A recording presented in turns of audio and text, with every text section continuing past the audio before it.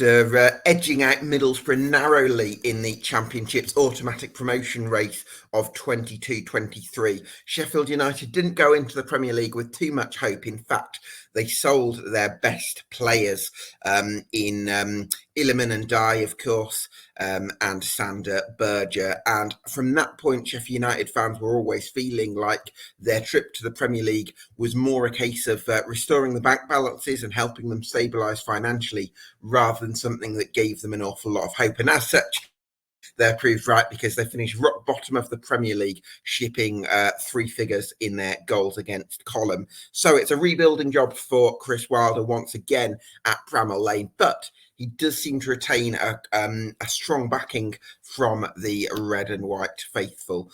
So what's in store for the red for the Blades this season? Can they rebuild, and can they even push for an instant return to the Premier League? Or might it take a bit longer for them to get the right foundations in place? Plenty to talk about on this Summer Deep Dive.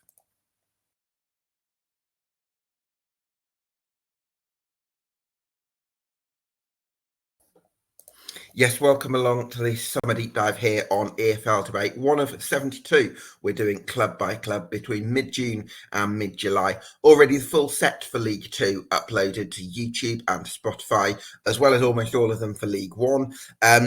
So get yourself subscribed, of course. But for now, I'm delighted to be joined by Oli Mann from Sheff United Way. Good morning, Oli. Great to have you back on the podcast. I hope you've enjoyed your summer so far. Can Sheffield United and Chris Wilder rebuild one another this season? Oh, now that is the huge question that we've all still got to answer at the moment. It's one of those where, can they do it? Yes, I think they definitely can. Will they do it? There's a lot less confidence, I think, running around the club at the moment. I think, we've spent a long time now. You referred to it there in the intro. Last season was a chastening experience. We just got battered week after week. Even in the games where we played well, we lost about 4-1. So it was just one of those seasons where everything we were trying to do was a failure. And ultimately, we come back down in a much worse position than we went up in. We start, obviously, with the -2. So we've got a points deduction just to start us off at the sort of first few games. And we've got a huge squad rebuild to do. We've had so many players leave the club last season on free transfers. So many contracts come to an end. And as of yet, only 2 players have been brought in. So there's a lot of work to do in the next 5 weeks if we are going to rebuild the club for us to be able to make any kind of go at getting back to the Premier League. But it looks more likely to me to be a season of stability. And I think, to be honest, Gab, Wilder will always have a legendary status, but it sounds as though there's a little bit of an unhappy marriage happening at the club at the minute between him and the ownership and prospective new owners. So it'll be interesting as well how that plays out in the next few weeks. Yeah, I put out a tweet when I knew Sheffield went to very sorry. Gabriel. Sheffield, Jesus Christ. Oh my God, I'm so ashamed of that. Sheffield United. I'm terribly sorry. That is oh my God. Sheffield United were going to be relegated. I was going to have a dig actually and say I knew you were going to be relegated in August, but now I'm not going to do that because that would be. I feel like I've already. Not appropriate now. You've missed your chance. Oh my goodness, I'm not going to live that one down. When Sheffield United were relegated, I put out a tweet sort of asking Sheffield United fans how happy you are with Chris Wilder and whether you trusted him to rebuild. And actually, it felt like, from memory, about 4/5, 3/4 of the fan base from the people that responded. Obviously, that's not, but you could, it's a fair sample size. And you're getting a lot of messages in Wilder we trust. We're happy to back him to rebuild. So, clearly there's not everything's hunky-dory, maybe upstairs, if you like. But in terms of Wilder and the fan base, that connection is still very much holding strong. Yeah, he'll always win that popularity contest, I think. I think everybody remembers the just incredible things that he's done for the club over the last sort of 10 years. He's, from my lifetime, probably the biggest Sheffield United legend that you're going to hold up there, because he completely brought us back up from our lowest ebb. We were so poor. We just had a season of complete failure in League One, sort of finishing mid-table. the fans and the players just did not get along. They were booed off during their lap of appreciation at the end of the season. So he came into a real mess, and the rebuild job he did can never be overestimated. The worry, of course, is that the Wilder that we got in 2016 is very, very different to the man that Chris Wilder is now in 2024. He's had a little bit more failure on his resume than he'd ever had up to that point. He's obviously had the experience of COVID and what happened with United during that time. He then went to Middlesbrough and you thought, oh, hello, he's still got that magic, but the wheels came off there so quickly. Tally that up with what happened at Watford, and it feels like we've got a different version of Chris Wilder at this time. And yeah, we're all hoping he can rebuild the magic. And I think it is faith rather than trust that has got so many supporters behind him at the minute. Yeah, certainly is. In terms of the ownership side of things, I think we know that the Blades are going to need to take over if they're to make long-term sustainable progress. How are things looking in that department from what you can tell from the outside? Yeah, they're looking really positive. It does sound as though this summer is going to be the one where we do finally get the takeover that we've been waiting for now for 2 or 3 seasons. You know, we've had numerous financial issues over the last sort of 3 years since our relegation from the Premier League back in 2021. And so, yeah, this does look like it's going to be the summer where it happens. It's been being reported since the end of last season that there's an American consortium that are interested in coming in and buying Sheffield United. It's been reported they've got a deal in place with the current owner, Prince Abdullah, and that we are just waiting for ratification to come potentially from the EFL. Obviously, this is all based on sort of what you see online, but it does sound as though we're in a positive space and that at some point between now and the start of the season, we should have new American owners at Bramall Lane. And well, we'll see what that means because, well, your experience with new American owners were really successful, weren't it, Gab? Do you know what? I'm still actually, I actually think that the owners we've got is probably better for us in the long term than what we had before. But yes, I hopefully it doesn't lead to relegation again. Where was I? Do you think there's going to be? It's so difficult to say, isn't it, without knowing? But do you think there's going to be a bit of a restructuring from the new owners who've been able to get any inkling as to what that might mean or look like? Yeah, so it sounds as though if the new owners do manage to come in, obviously there'll be significant changes at leadership level for the club. But I also think they will put a footballing structure in place. There's been some talks of, I think he's called Des Buckingham, used to be at Bournemouth, and he's come in, he's been working with Wilder, he's been referred to in... Another Des Buckingham, because there's Des Buckingham, the Oxford United head coach. In that case, I've confused the surnames. It's a guy called Des, and I can't remember his surname, but he's coming in and he's working with Chris Wilder at the moment. Could be Des Lynam, it could be any Des.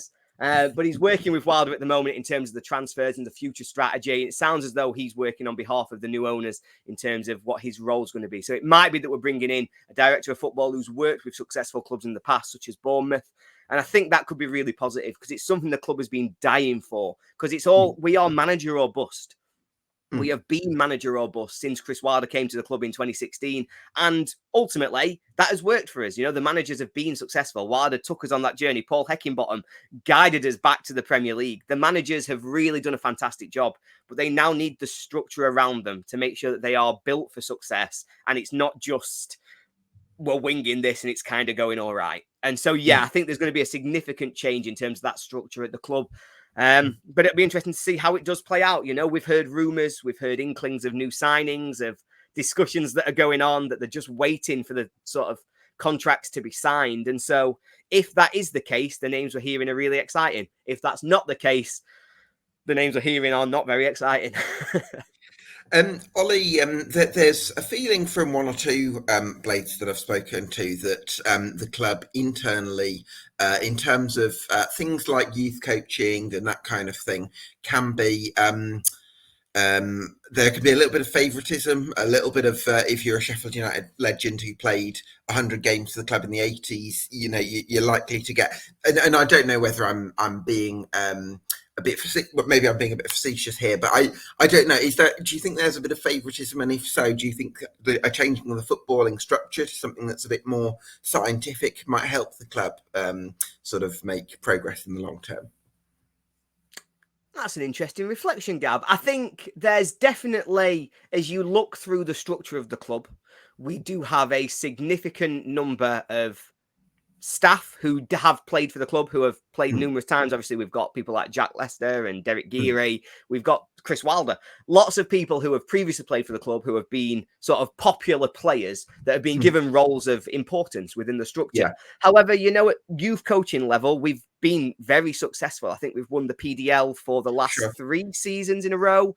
There's conversations ongoing at the moment that the owner wants to move us to a Category 1 academy. We've just bought up a new training facility where we'll be hoping to sort of house that, not too far from my house, actually, which is quite nice. I might call up and see them, see what happens, see what they really do in training. But it does seem as though on that front, Marcelo Bielsa binoculars. That'll be it. It'll be me just, what are they doing? But yeah, it's very much one of those where I do think new owners might put less of a focus on making sure we've still got those people coming in, we've still got that identity. But given the success that we have had at youth coaching level over the last few years, I do think it would be a mistake to change too much too quickly. I feel as though we're in a really strong position. And I mean this with no disrespect, because I'm sure we'll come on to expectations for the season and I'll sort of share some thoughts on that then. But when you look at our partners over the city, you look at what Wednesday do with their youth coaching, and it is chalk and cheese. United are streets ahead in terms of that sort of backroom setup, in terms of how we are able to recruit the best youth from around Sheffield and around Yorkshire. And so I think that is the one thing that the current ownership cannot be blamed for, because I think they've done a great job on that front, albeit that I'm sure new owners will have a different way of thinking and might want to look at other ways of putting that into better use and maybe making some money out of it, because that's the one thing we don't do well. Never make any money off it. Yeah, you'd think for Yorkshiremen, you'd be very good at making money off it. I'm glad you mentioned that. And actually, yes, when I come to think about it, the youth teams have done very well. I think I felt like it was something worth bringing up because it's something I wanted to have mentioned. But I can also see that actually the academy is in a good place. So I'm glad you've put it in those terms. So in terms of the squad, then, Ollie. 3-5-2 or variations of have been the default for Sheffield United over the last 8 years, but there's been talk that you might go to a 4-3-3, which is a very brave, scary new world out there. Yeah, it certainly seems as though we might be entering a brave new world and seeing a little bit of change in terms of our structures and our balance. Apologies if you can hear the dog just banging into the radiator because she's an idiot. Yeah, it does look as though there's going to be a bit of a change, and obviously it's going to be huge because United have been embedded in this 3-5-2 system for so long. It's been 8 years where that's been our only way of playing the game, really. And so it does feel as though it's sort of a bit scary, to be honest. I kind of think, I've been saying for sort of 12 months, I think we need to move away. I think we need to do something different. And now the club have gone, we might try something different. And I've gone, I'm not sure about that. I don't like but yeah, I think it is time for us to try something different. I think particularly it's caused us so many recruitment problems because we have such specialised positions, particularly across our defence. And so obviously we've had Chris Basham, who's now left the club very, very sadly, but I know it breaks my heart as well. Yeah. But obviously we had a position that was basically built for him. He was the only man in the country at the time who could have played it because he was just integral to everything we did. If you did a football manager search of wide centre-backs, it would just produce Chris Basham. That's it. Honestly, if I said to AI, I'd give me an overlapping centre-back AI, Chris Basham would just be printed in 3D. just be 10 years younger. Yeah. But yeah, so I think because of the recruitment difficulties we've had, because of the fact that it's been found out when we go to the top level, when you go to play at the Premier League, teams do not find it difficult to break down a 3-5-2 anymore. You can't get your talented players on the ball. They just push you. And we've been proven with two of the worst seasons. Sorry to interrupt. Ollie, do you think that's because the wing-backs just end up getting pinned back? Yeah, basically. I think the wing-backs and the centre-backs end up getting pinned back. The first season we did it, 2019-20, it was revolutionary. And we were fantastic. And we managed to get our wing-backs up high. We got the centre-backs up high. We overloaded the wide space, which meant we could create chances at ease. And we really did take the Premier League by storm. At the time that COVID hit, I think we were 5th. It's hard to know what happens if you live in a different universe, but we were 5th in the Premier League at that point, and it was really, really successful. But unfortunately, when the fitness had gone a little bit in some of the players, when two of those key players, Jack O'Connell and Chris Basham, weren't as physically available anymore, it just completely took the system apart. And we never really found a way to get the same value out of it again. And yeah, last season, it was just one of those where the wing backs are pushed right back. It's a flat back five. And to be honest, it's a flat back five where at least two of the players aren't specialised defenders. And so they're always finding spaces, they're always finding gaps, and ultimately they're always scoring goals. As we saw last year, to concede more than 100, something's got to change. And so I think the change of system might be the right time to make that choice. Interesting. So if I was to look at the players who could play as orthodox for... Here's a question. Anel Medodzic. He's probably the other the other wide centre back on the search, if you like. He is. But if it was a back four, would he play as a standard right back, or would he play as a centre half? Centre half. He'd play as a centre half if we played a flat back four. It's if I'm being honest, I would still expect that Anel's not with us come the time we play against Preston.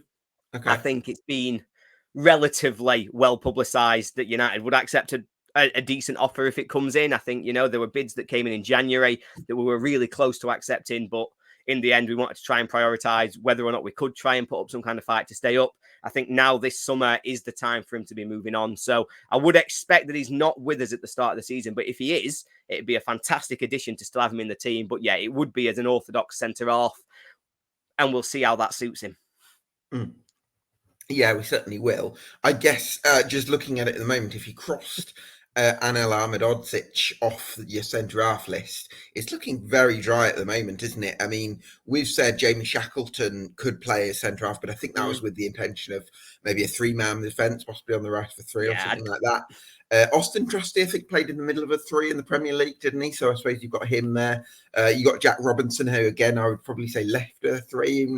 He probably might be able to play in a four, but definitely going to need some centre halves, aren't you? I think we're going to need some centre halves, Gab. I think when we look at that list, we might need some centre halves, particularly when you look at who we've got at the wing back positions as well. It feels as though we've got quite attacking left and right backs. Jayden Bogle is not really your standard right back. He's not the man who you want to be your number two. George Baldock's now left the club, and so it's going to be his position. It's his shirt to lose. And so obviously that creates a little bit of a gap on the right where you need to make sure you've got strong defensive-minded centre-half.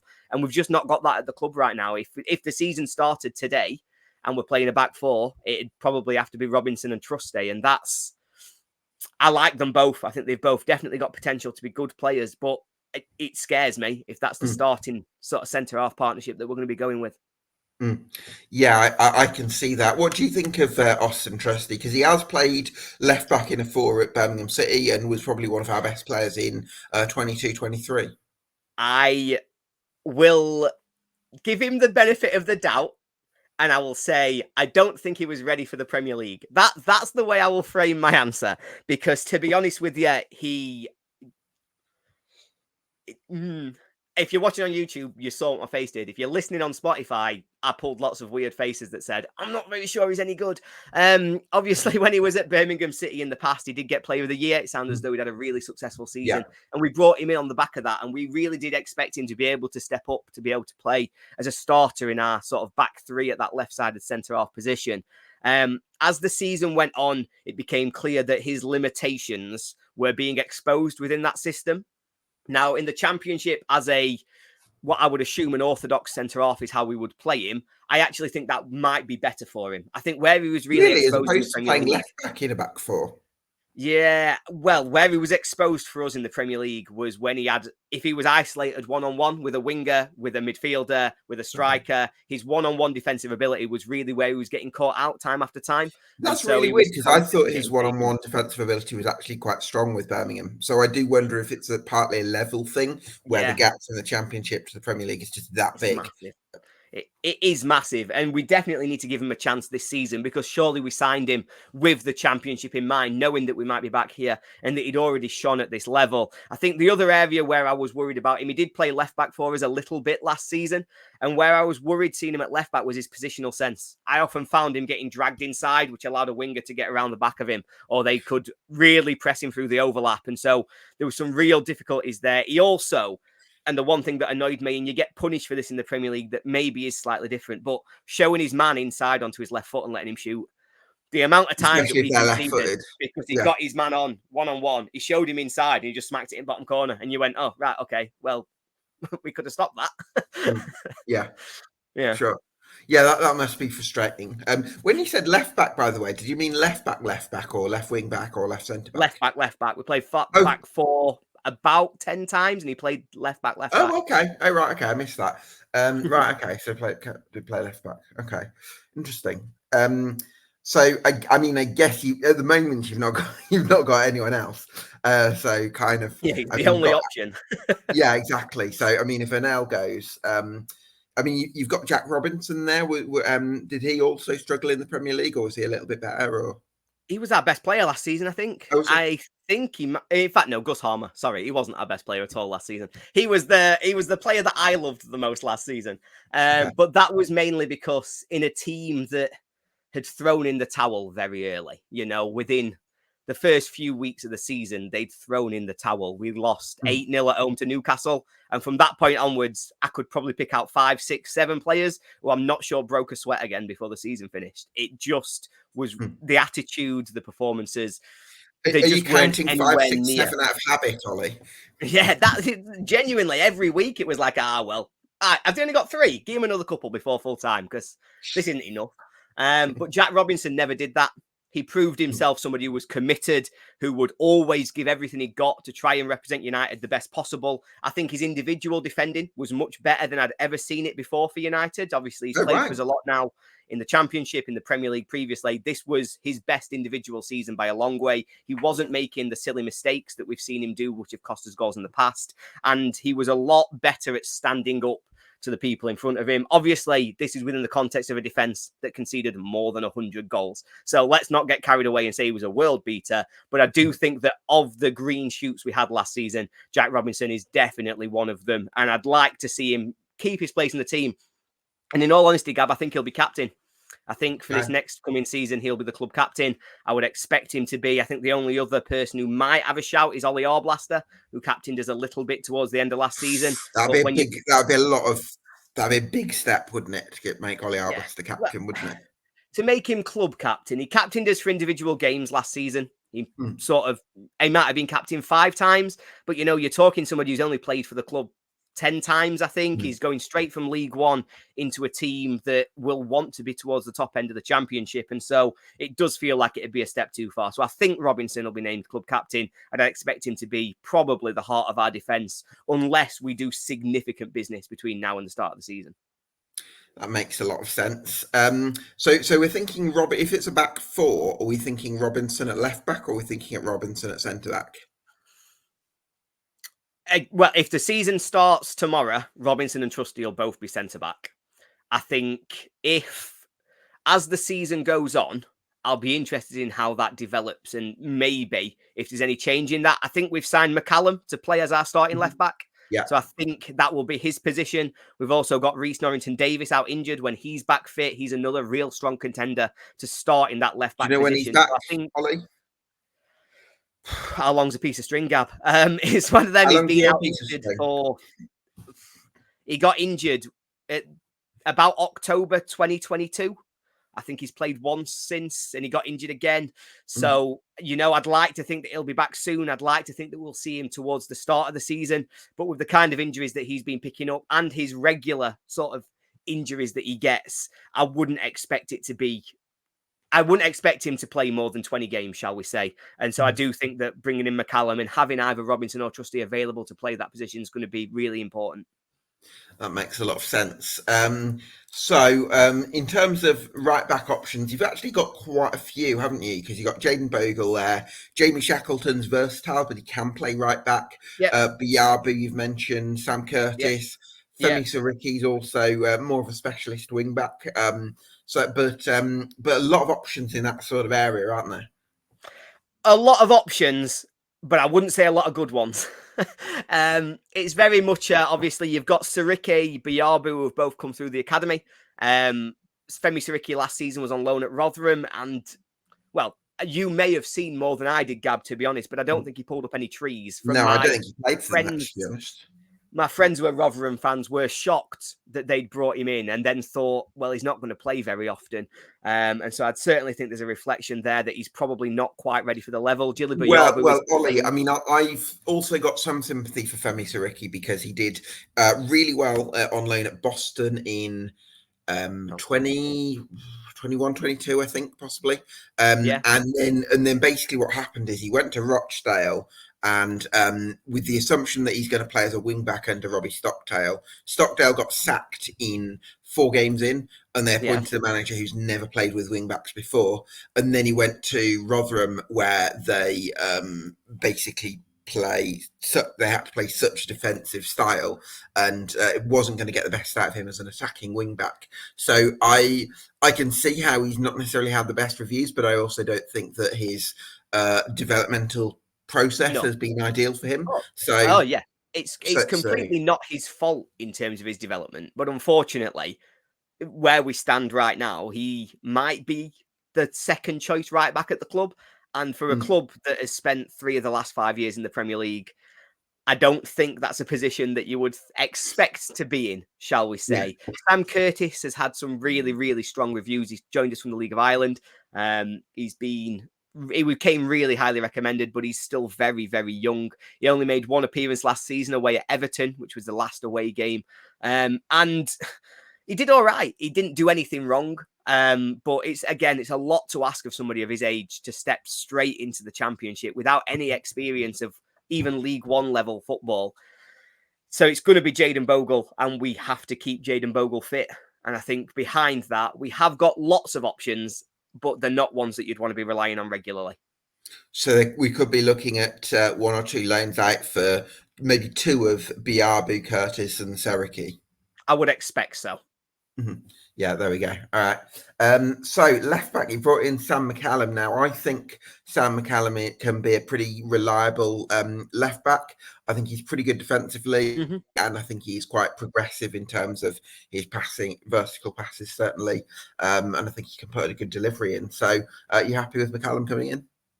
Yeah, I am actually. I do quite like the sounds of that one. I think, I would still say it's a start. I don't think it's the most inspiring start, but I do think that he'll be a very solid player for us. I would expect him to be the starting left back, as I've said. And yeah, it seems like good business because, you're bringing in someone there who's got the experience, who I think can be a very trusted sort of defensive left back at the level, but also can offer a little bit going forwards. And so it'll be good to see how he develops as part of the club and whether or not his signing sort of supports that move to a 4 at the back, whether or not he feels he might want to move forward. We've been linked with a lot of left backs this window. And that's the only place that I pause, is that we've had 3 names linked with us. Obviously, we've brought in Sam McCallum, but the other 2 who have been heavily talked about are Harrison Burrows from Peterborough and Liam Miller, who was at Preston last season. Now, of the 3, clearly, you'd be looking at Miller, you'd be looking at Burrows and thinking, oh, this is exciting. This is really where we want to push forward. Well, you say that, but Miller is actually... Miller, you could look at Miller played left wing back at Preston, but he's actually more of a converted winger. So while he could do a job as a wing back and just be a super attacking option there, I think if you played for the back 4, there's a chance he might play on the left for front 3. And that'd be exciting. But yeah, I think that's obviously takeover dependent transfers where we'll not be spending the kind of money you'd need to bring those players in otherwise. But yeah, so McCallum's a good steady start, but if the takeover happens and we bring in one of those other names mentioned, I think they'd be a much more exciting option. Interesting. Yeah, I agree, by the way. I think Harrison Burrows would be a great signing. But again, it depends what the sort of budget it's going to happen? When's the takeover going to happen, and also what sort of, Yeah. what's the financial situation going to be? This is the problem with United this summer, to be honest, and it's the reason why we'll come to expectations. Fans watching this will come to their own expectations, but there's a reason that there's a huge question mark above Sheffield United, I think, in a lot of people's predictions this season, and the reason for that is that we just don't know if we're going to really have a competitive team. We've gone through the players we've got so far. It doesn't take much for that back four to suddenly become look at that, they're playing 3 under-21s. It's very, very short on numbers, but also I don't think of the 4 players we've mentioned there, Gab. Let's say our starting back 4 is Jayden Bogle, Jack Robinson, Austin Trusty, and Sam McCallum. How many of those 4 do you reckon get in the top 6 of the Championship defences from last season? I don't think Leicester, Ipswich, Leeds, Southampton. I don't think sort of Coventry, Middlesbrough. I don't think anyone's going to be screaming saying, "Oh, I wish I had that back 4." Yeah, that's true. Yeah, I kind of agree. I was gonna make a case for Jayden Bogle there, but I know he has had injury issues. And he's the one. He is the one that I think teams would look at and say, yes, we'd like to take a chance on Jayden Bogle. But defensively, there's question marks there. Fantastic attacking wing back. The system that we had previously really suited him, meant we could really play to his strengths. But in a flat back 4, there's still a question mark there about whether or not he's going to be good enough in that one-on-one defending that he's going to have to be when you see how many sort of wingers you've got coming at you in the Championship. I don't know. Do you know what? When you look at, I don't even know if going to a back 4 actually does make that much sense, Ollie. It's like, yes, it's one thing. We've got enough players. Well, I just wonder, like, is it just going to be change for change's sake? Because I think there's more players in this squad still that suit playing as a wing back rather than as a full back, or suit playing as a wide centre back rather than as a centre back in a 4. So I kind of think, yes, it's like, yeah, fresh start, go to a back 4. But you've had this situation before under Slavisa Jokanovic when he went to a back 4, and that didn't work out so well. So I'm almost thinking you want to change something, but actually it's got to be the right change. It's got to be change that actually suits the personnel that you've got. I don't know that this does. No, and it's a good question. Well, and it all comes back around to the same question of we've still got to build this team. We've not got anywhere near enough players. I did some analysis the other day where I looked at how many players played more than 10 games for teams that get promoted out of the Championship. And usually you need a squad of 21 or 22 regular players capable of coming in and contributing for 10 games or more per season. That then scales down as you go up. And most successful teams have around 8 to 10 regular players who play sort of 75% of your games. If that's the case, and we look at the current United squad, I calculated that I thought we needed 15 new signings. For us to be able to hit those numbers of people who are going to be able to consistently play those number of games. And so if we bring in that number of realistic though, Ollie, because if we're talking short-term quality players that can instantly make not a difference. Realistic at all. Yeah. So it's like, actually, we might as well lead into expectation, because you've mentioned that word a couple of times now. I'm actually wondering, do you scale down the expectations and say, you know what, it's a rebuilding season. If we try and go hell for leather to try and get straight back, actually we're going to sort of bite off more than we can chew. Yeah, it's got to be a transition season, I think. I think that the club themselves will put out a message that we want to go for promotion. They'll want to put out a message that we're being ambitious. I think that's a mistake. I think everybody needs to be on the same page that this is a transition year. I think if we can try and stabilise, if we can overcome the sort of mental struggles that will come off the back of having a season like we had last season, if we can just sort of reset the relationship between the club, the players, the fans, I think that would make a really big difference. And so I think we need to be realistic. We need to say that actually, if we can finish upper mid-table, if maybe come next April, we can say, oh, look at that, we're only 5 points outside the playoffs. Let's see if we can have a go in the last 3 or 4 games to try and make it. And then we won't make it. And that kind of... Yeah, absolutely. And Ollie, let's say you finish in the top 10, but in 12 months' time, you say, we've got Oli Arblaster, who's a massive 8-figure asset that we've got. We've developed some of these players that have come through the youth system who have had some minutes and then they've massively appreciated in value. I think that's probably quite a good situation to be in. It. So, say, for example, Andre Brooks, for instance, if Andre Brooks massively surges in his development, it's those sorts of things that I think can help. Yeah, that'd be a good season because we'd be looking at that development. I think, and it's one of them things where I think next season's going to be defined by other elements, though. I think there'll be an expectation on United fans that they'll want to see that progress. They'll want to see a takeover. I think if the takeover does happen, there'll be a lot more patience and understanding. I think if they start to see that we are recruiting ambitiously, or at least we bring in some players this summer, which we know can sort of contribute to the squad, that'll make a real difference. I think seeing the youth players starting to get the minutes and sort of recognition they deserve. Arblaster, really popular character.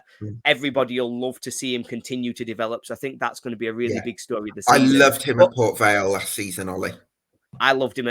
He must have played 10 games in Premier League at the end of our season. That's so impressive to go from League One to the Premier League. When you think like good Championship players have struggled to make that jump, and yet you get Oli Arblaster, who's amazing for Port Vale in League One, and then instantly making that step up to the Premier League.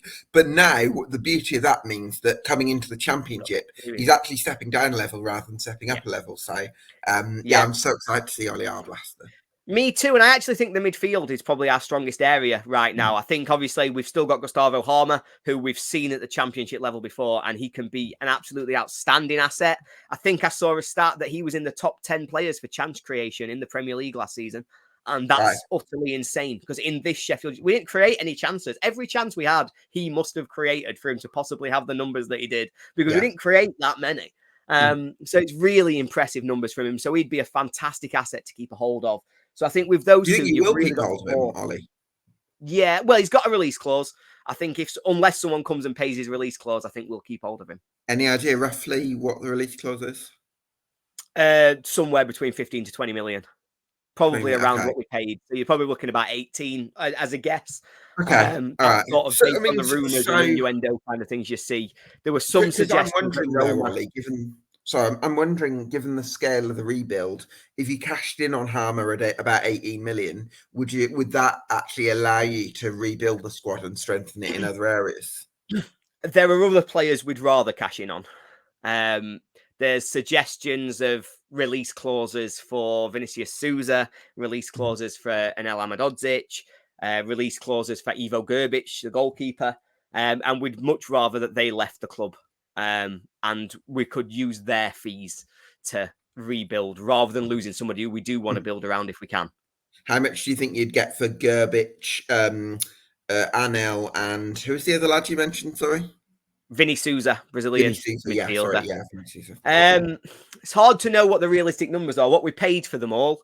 Obviously, we paid 2 million for Ivo Grbic. We paid around 10 million for Vinny Souza. And then we paid 2 million for Anel, but his value should have gone up quite significantly based on the back of his excellent season in the Championship. There was some rumours that Anel had a similar release clause to Harmer and that we rejected an offer that was just short of it last January. So I think they'd be hoping...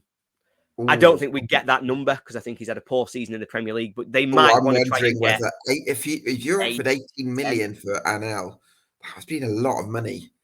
You know, considering that you've just... It would have been huge. I think Souza is touting himself around Europe. He's trying to get a move. He's doing lots of interviews saying about how he felt it was easy to step into the Premier League and the club let him down and his teammates weren't at his level. So I think he's going to try and shout. Imagine if he didn't get that move and then he's like back. It's like, morning, guys. How are you? No. It's one of them, though, where it seems as though you look at what happened to Leeds last season. And I wonder if actually, is anyone going to come and pay money for these players? Are they going to try and get you to give them on loans? Are they going to try and say, actually, we will take Vinny Souza for 12 months on loan and we'll pay his wages and maybe we'll pay you next summer if you've not gone up kind of thing.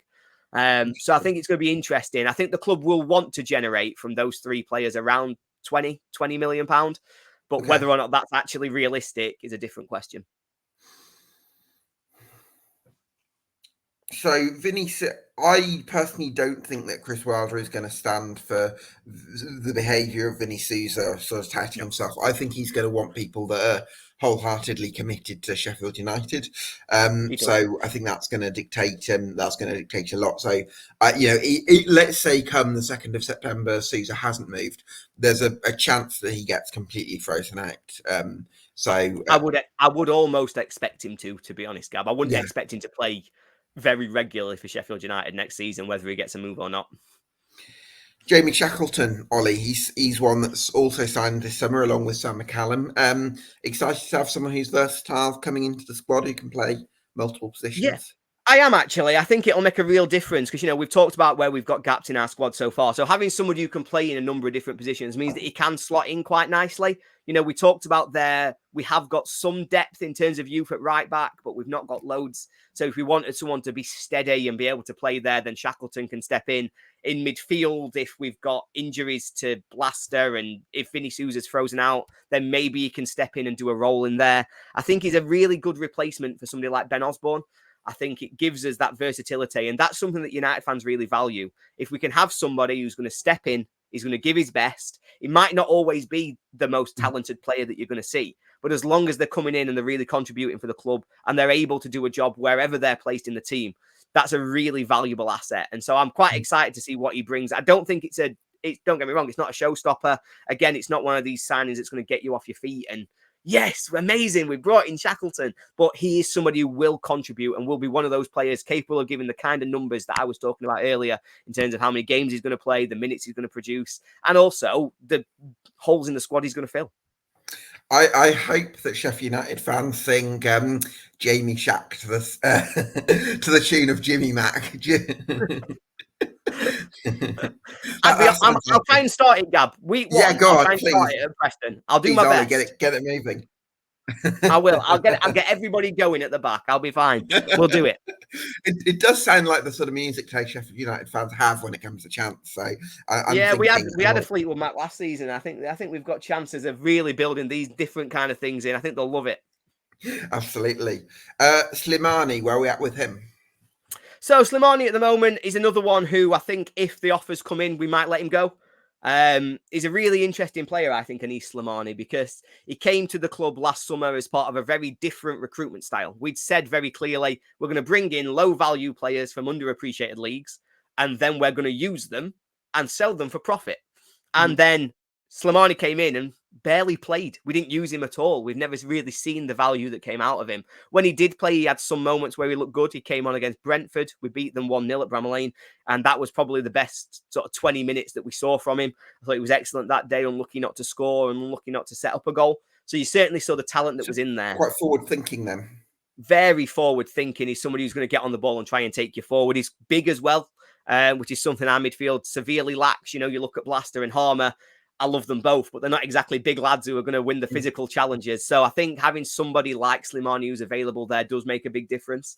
And so I do think that he's got a value to add.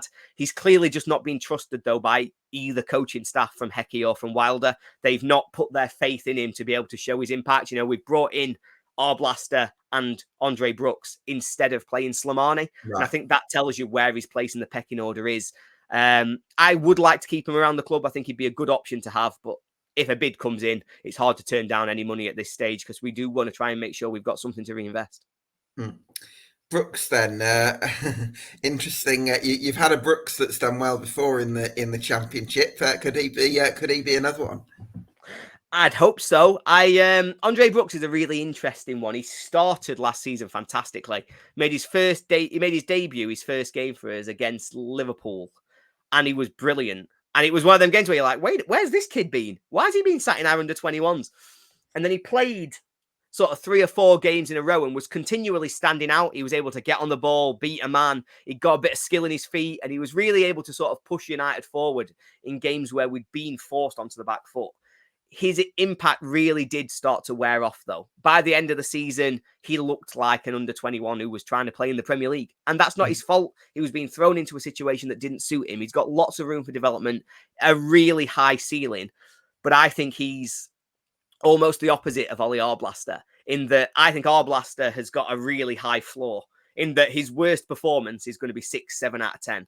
Whereas I think Andre Brooks is, on his day, he'll give you a 9 out of 10, but then he'll also give you a 2 out of 10 the week after. It could go either way. And so letting him build his consistency, letting him get used to playing adult men's football is going to make a real difference. So I'm interested to see how he's used next season. I think he should be in and out of the team. I think we'd be clever to use him in games when we want to be on the front foot, in games where we're trying to push back against teams who are going to sit deep. But I don't think we want to rely on him too strongly, because I think that'll put too much expectation on the lad he's still young. Yeah, still young. Although I'm kind of quite excited when you've talked about that high floor and the low ceiling, because I feel like dropping down a level is probably going to give him a better chance of finding that consistency, especially in a team that's not going to be, conceding 100 goals, hopefully. Hopefully. Let's not jinx us, Gab, but hopefully. Hopefully. That's something to aspire to. Less than 100. That's all we want. So, strikers then. You've got Ryan Brewster still there. He's had, this is someone who as shocked as I am.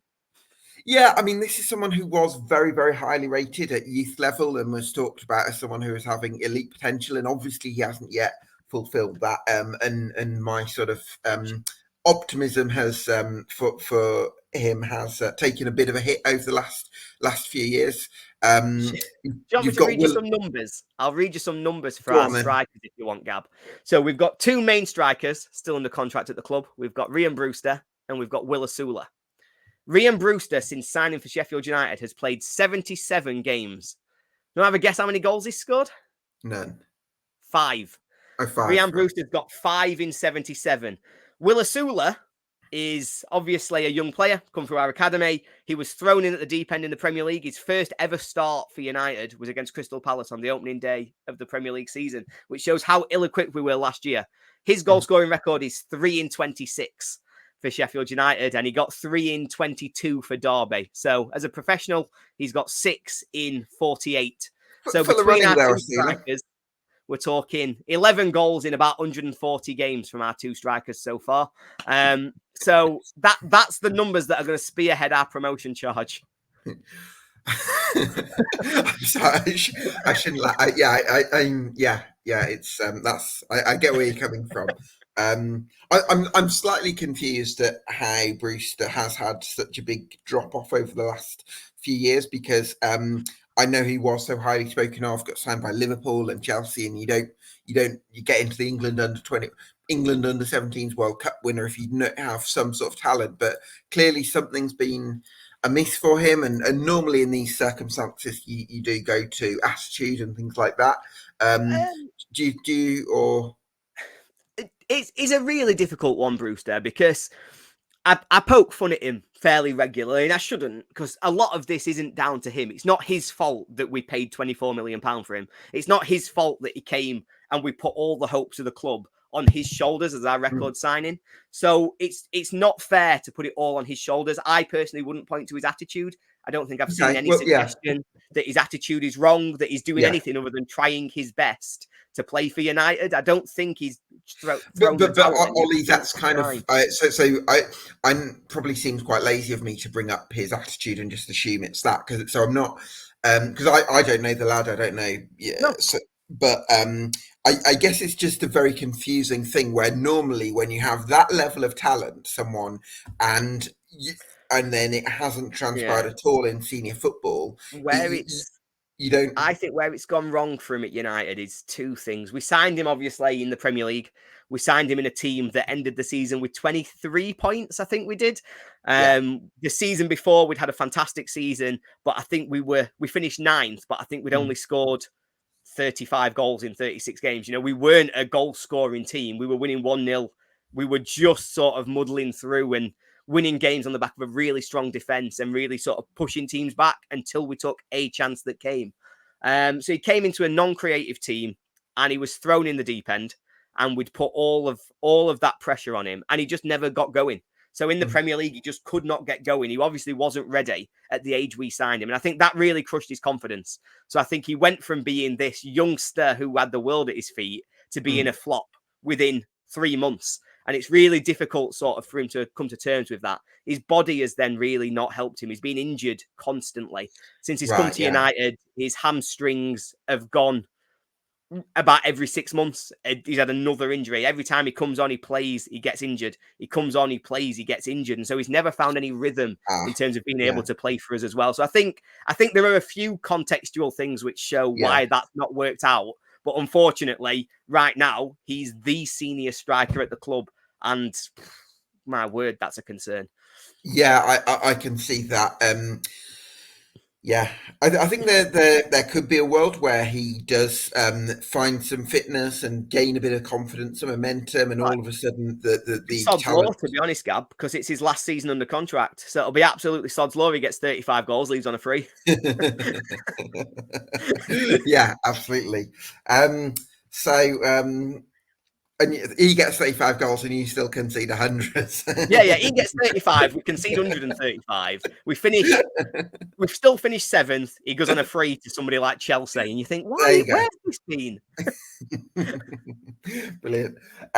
So Willisula, I think he's someone who I get like Brewster hasn't quite hit the numbers that he might have wanted to, but I've always felt with Asula, he's someone who's full of running and always looking to get in behind. I really like him. I think he's big, he's strong for his age. I think he's really physically well developed. I think he's a very willing runner. He causes problems for defenders. I think where we've seen him is that we've just, again, and it's true of so many of these players, we've thrown him in at a level that he's just not ready for. Off the back of 20 games in League One, he played 20 games in the Premier League. He did 20 games in League One, coming off the bench, only scoring 3 goals. And from there, we went, right, you're our starting striker week 1 in the Premier League. It's just way too much expectation put on the shoulders of somebody who's not ready for it. And it's because of our failings in squad planning that we've had to do that to so many of these young players. And so we've not really seen the best of Willisula.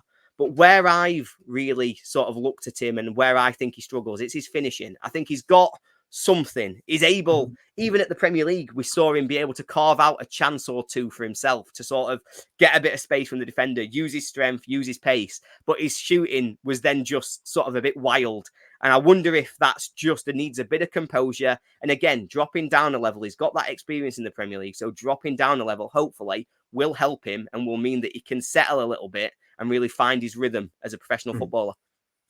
Yeah, let's hope that's the case. I mean, but again, I mean, it's if a League One club signed him, I wouldn't feel like, wow, they've punched massively above that. So it's like, it's not an ideal situation to have. No, well, that's the thing. I mean, talk about, let's say there's 4 teams that want to get automatic promotion from League One. Let's say they're Bolton, Birmingham, Wrexham, and Rotherham. None of those 4 teams would sign him. And I think that sums up the level that we're talking about. It's somebody was aiming to finish top 6, one of those sort of mid-table, might take a chance. They might say he's played in the Premier League, he's got experience, we'll give him a shot. But for a guaranteed result, even in League One, you wouldn't take the gamble on him right now. And I think that's really concerning, given what we are told is the aim of our club, to be going into this season with him likely having to play 30 games. I mean, that's a hell of a lot to ask.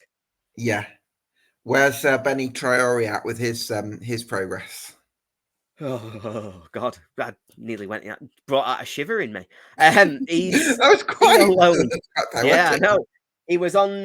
So we signed him last summer, same as Slimani. It was one of those where he'd done well for Häcken in Sweden. We thought it was worth a gamble, so we brought him in.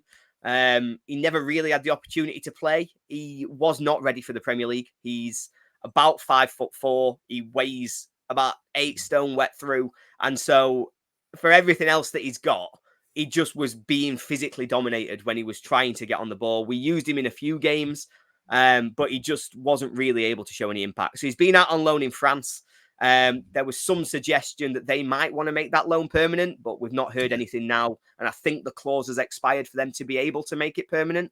And so he's back with the club. If we're going to move to 4-3-3, he could play a job as a winger because we don't have many wingers. And so potentially that could be where we see him next season. But again, he's unproven at the level. He's never scored a goal in a major European league, never mind in kind of England. And so it's a lot to ask for him to have these immediate impacts again. But he did show a bit last season. He's quite quick. He's got a bit of skill. He seems to have an instinct for when to go in behind. So there is a player there, but again, it's hard to massively judge him based on the sort of 5 to 10 games he's come off the bench to play for us. Sure, absolutely. It's difficult to get some momentum, isn't it, when you're always coming off the bench? Yeah. We've spoken about how strong a position the academy is, and I've just had a look at some of the names there. Just going to run through a few. Feel free to add any. You've got Marcus Dewhurst, who I think you might have got from Carlisle, who's supposed to be quite talented. Antoine He's been out Hackford. on loan a lot, but I think he might be leaving the club this summer. I think is he the leaving goalkeeper that we have the most hope for is a guy called, I think it's Owen Faxon. He's been the real hope that's been coming through the club. He's obviously shone in the PDL, and he's being talked about as being the third keeper behind Gerbich and Davis. So he might be the one that if somebody was to step up from that level, I think he'd be the keeper that the club would have an eye on. Okay, interesting. Sorry, could you give me the name again? I think it's Owen Faxon. Owen Faxon, all right, cheers. Yeah, because you got Antoine Hackford, who I remember came off the bench against Crystal Palace in the 1920 season at 16 or something. And then I think it was 2021. I think it was the COVID year. Yeah, 20 relegation teams just merge into one. No, he did, and obviously we had high hopes for him at the time, but he had an ACL injury not long after he made that appearance, and so I think that's really stunted his development, and that's why you've seen him fall behind Asula and others in the pecking order in terms of how they've got towards the first team, while he's still at sort of that PDL level. Okay, so. Yeah, that clearly doesn't help so much. Where was I?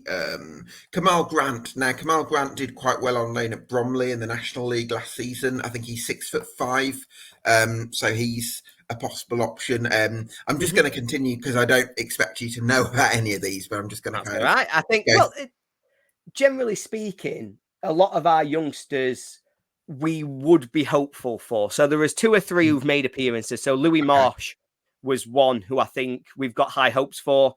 I think he was on loan at Doncaster last season, but again, had quite a bad injury. But prior to that, he'd made an appearance for United. He'd come off the bench. He'd played against Lincoln in the League Cup. And it was a somewhat nice to see kind of cameo that he'd made that day. I think those were the kind of highlights of the season. Louis Marsh coming off the bench against Lincoln in the League Cup in a game that we lost to Lincoln. Owen Hampson is another one. I think he's really shone sort of through the midfield in that sort of PDL winning team. I think he's really got an opportunity where, again, if we weren't so stacked in midfield, he'd probably be one that would be talking about potentially moving up to the level. So there's definitely some there that would sort of have high hopes for. You mentioned Yabu and some of the others. Will Lancashire's a name that that comes to mind for me. Sold him to Tottenham. Oh, he's gone to Tottenham, has he? Gone to Tottenham, yeah. He's with Tottenham at the minute. We sold him last summer. We sold him at some point anyway and got sort of a 8-figure fee kind of thing. I tell you what, you'll laugh at this, Ollie. I'm reading it out from the Wikipedia page. But it says last updated 26th of August 2021. Yeah, that sounds about right.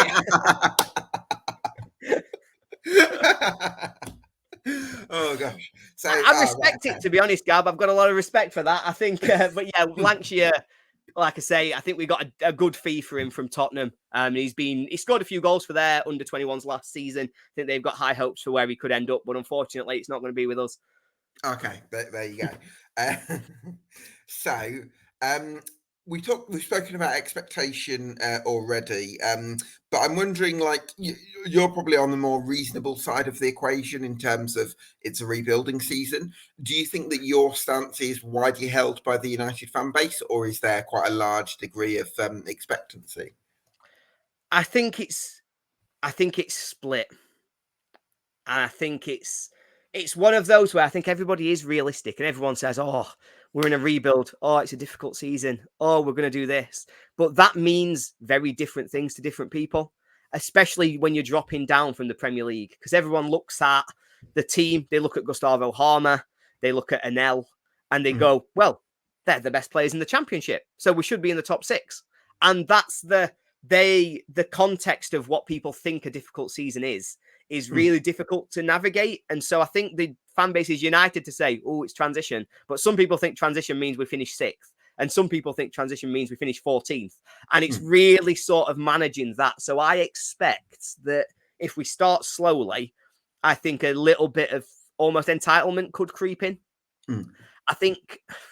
And also, I hate to Ollie, say can I bring up another dimension to this? I also think Chris Wilder is a very driven manager, and my experience of him is that I don't think he's going to want to allow the risk of a sort of an excuse culture creeping in, where it's like we're in a rebuilding phase, therefore mid-table is acceptable. I'll let you go in 5 minutes, no problem, because I know you've got to shoot off and you've got a bit busy day. But so the Chris Wilder's expectation is an interesting one.